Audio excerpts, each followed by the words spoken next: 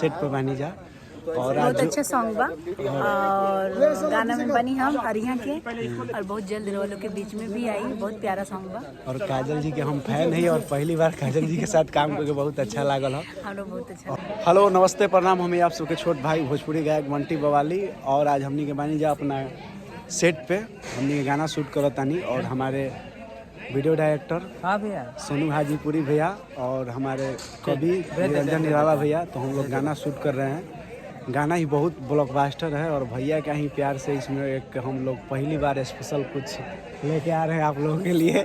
हम अपने साथ ना भैया थार पे और गाना ही बहुत माने ब्लास्ट गाना है। इस गाने को आप सब हमको उम्मीद है कि फिल्टर से भी गाना टू एंटरटेनमेंट से आएगा। टू एंटरटेनमेंट से गाना आएगा और फिल्टर से भी बड़ा गाना है। टू म्यूजिक है, काजल जी काम किए हैं इसमें। टू म्यूजिक काजल जी के साथ देखिए भैया बोल दिए सरप्राइज।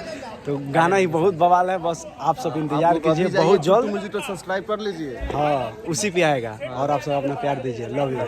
बहुत अच्छा सॉन्ग बा और गाना में बनी हम हरिया के और बहुत जल्द वालों के बीच में भी आई। बहुत प्यारा सॉन्ग बा और काजल जी के हम फैन हैं और पहली बार काजल जी के साथ काम करके बहुत अच्छा लागल है। हम लोग बहुत अच्छा और गाना बहुत ही बढ़िया बा। जो ज्यादा से ज्यादा वालों प्यार दुलार देवे के काम बा, गाना सपोर्ट करें और गाना टू म्यूजिक से आवता है। हाँ, चैनल को सब्सक्राइब करें, लाइक करें और शेयर करें।